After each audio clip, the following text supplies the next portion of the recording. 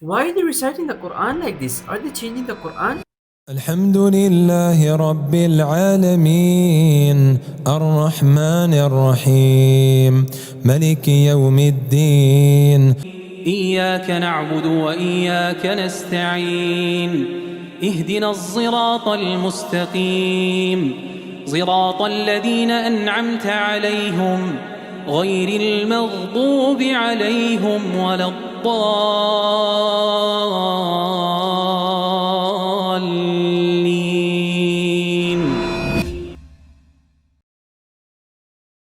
Assalamu alaikum wa rahmatullahi wa barakatuh. My name is Muhammad Umar and I'm the founder of Madrasa Darul Qurra. And just to answer the question I asked in the beginning of the video, no, they're not doing anything with the Quran. In fact, the way they are pronouncing or reciting the Quran is 100% correct. Now, you might ask me, well, why are they pronouncing Maliki instead of Maliki? Why are they saying alayhum instead of alayhim? Well, this is the video answering all of the doubts. But disclaimer, you have to watch this video till the end because this is a very sensitive topic and it may give you doubts and shaitan may mess up your brain. As Salafus Salihin used to say, that the doubts can snitch you away. Snitch you away from what? Snitch you away from the religion. And this is a serious topic to the extent that the Islamophobes, they use this topic, twist it in such a way that they can deceive the Muslims. So I want you to watch this video till the end. Now, coming back to the video, how can these recitation be correct if they are of a same Surah Al-Fatiha, but recited in a different way? How can they be correct? I will answer this inshallah ta'ala with an example using the English language. Now, some people in English language, they write the word color with U, C-O-L-O-U-R. Well, some people, they write the same word color with C-O-L-O-R. Both are correct. Both spelling are correct. Some people, they say garage and some say garage. Both are correct. Some say education, some say education. Both are correct. These are called as the dialect variation within the language. The Arabic or the Arabic language is not different. At the time of the Prophet ﷺ, I am explaining why it is alayhum and alayhim at the same time they both are correct. At the time of the Prophet ﷺ, the Arabs, they used to speak the Arabic language in different dialects, which differ from each other in pronunciation, in structure of the words, okay, writing of the words, structure of writing of the words, and so forth and so forth. And when Allah subhanahu wa ta'ala, He reveals the Quran, He reveals the Quran in all of those dialects in order to make it easy for the people to recite. Now, why is the reason behind the revelation in different dialect? We call them the 7 Ahruf of the Quran, 10 Qira'at of the Quran. There are mainly three reasons, and Allah subhanahu wa ta'ala, He knows the best. The first reason is to make it easy for the people to recite. Let me give you an example. When Jibreel alayhi salatu wasalam, I'm giving you a hadith. When Jibreel alayhi salatu wasalam used to teach the Prophet sallallahu alayhi wasallam the Quran, the Prophet sallallahu alayhi wasallam used to ask him to give him more styles of recitation until Jibreel alayhi salatu wasalam, he gave him 7 modes of recitation. I'm giving you a general example that the people of Quraysh, they don't used to pronounce the Hamza. For example, if you ask them to pronounce the word yu'minun, they will say yu'minun. So they don't pronounce the Hamza. Second reason, to give us more context within a single verse. How? Let me give you an example. In Surah Muhammad, verse number 4, this verse is translated in one style, or I'm going to refer to it as its style, okay, rather than a riwayah. So, in one style, it is those who die in the way of Allah subhanahu wa ta'ala. Focus on the keyword die in the way of Allah, their deeds will not go to waste. And in another riwayah, in another style, the same verse is translated as those who fight in the way of Allah subhanahu wa ta'ala, their deeds will not go to waste. But you say, Umar, that the meanings will not change. Yani, the words are not change. Isn't this a contradiction? This is not a contradiction. Why? Because there will be some variation within these qira'at, within these riwayat. But I'm not saying that they will be different to such an extent that a thing which is haram in one will be halal in one. They will be contradicting each other. No, it will not be the case. Okay? But how can you explain this? Yani in one place it is die, one place it is fight, but they are the same words translated or read differently? The reason is that Allah subhanahu wa ta'ala, He gave us more in-depth context within a single verse.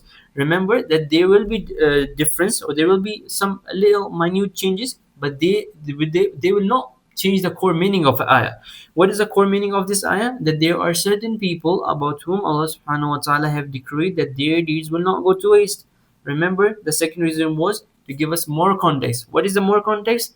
There are certain people about whom Allah subhanahu wa ta'ala have decreed that their deeds will not go to waste. Who are they? Those who fight and those who die in the way of Allah subhanahu wa ta'ala. The third reason is that to make the challenge harder for the disbelievers. Now, at the time of the Prophet sallallahu alaihi wasallam, the disbelievers used to accuse the Prophet sallallahu alaihi wasallam that he wrote the Quran by himself. Ma'adallah. So Allah subhanahu wa ta'ala, He challenged them that you are eloquent in your language. You are human. The Prophet sallallahu alaihi wasallam is also a human. So if you're truthful in your claim, in your accusation, produce 10 chapters like this of the Quran. So they weren't able to produce 10 chapters like this of the Quran. So Allah subhanahu wa ta'ala, He lowered the challenge, and He says, if you are truthful in your claim, this is a summary of the hadith, of the verse. You can find the verse in Surah Al-Baqarah, verse number 24, if I'm not wrong, 24. So Allah subhanahu wa ta'ala, He lowered the challenge, and He says, if you're truthful in your claim, produce one chapter like this of the Quran. And the shortest chapter of the Quran is Surah Al-Kawthar. And how many years have passed? 1446 years have passed by. No one is able to produce one chapter like this of the Quran. So Allah subhanahu wa ta'ala, He revealed the Quran in all of those 7 ahruf, perfect them, preserved them, tightened the challenge for the disbelievers to produce something like this of the Quran. Now, as I said that there will be some difference, some changes within those qira'at, within those riwayat. I will explain what is a qira'a and what is a riwayah, what is the difference between them later in the video, inshallah ta'ala. Now, what kind of changes should you expect in these riwayah? Yani, basically, you may see the way of pronunciation. For example, the word Musa can be pronounced differently within the riwayat, within the qira'at. For example, in the riwayah of Imam Hafs and Asim, it is Musa, normal. In the riwayah of Imam Khalif and Hamza, it is Musa with the imala. And the riwayah of Imam Warsh and Nafi, the same word Musa, the same name Musa is pronounced as Musa, Musa, right?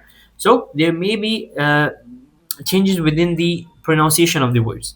There may be changes in the grammatical structure of the word. For example, alayhim and alayhum in the Surah Al-Fatiha. But this will not change the meaning of the word alayhim and alayhum, both mean the same thing. And for example, you may also see the remove or addition or subtraction or addition of a word, which again will not change the core meaning of the ayah. For example, I'm giving you an example of Surah Al-Baqarah, verse number 116, where Allah subhanahu wa ta'ala said, بعد أعوذ بالله من الشيطان الرجيم وقالوا اتخذ الله ولدا. This is in the riwayah of Imam Hafs. In the riwayah of Imam Hisham and Abi Amr, the same words is as قالوا اتخذ الله ولدا. So the word wa is removed in the riwayah of Imam Hisham.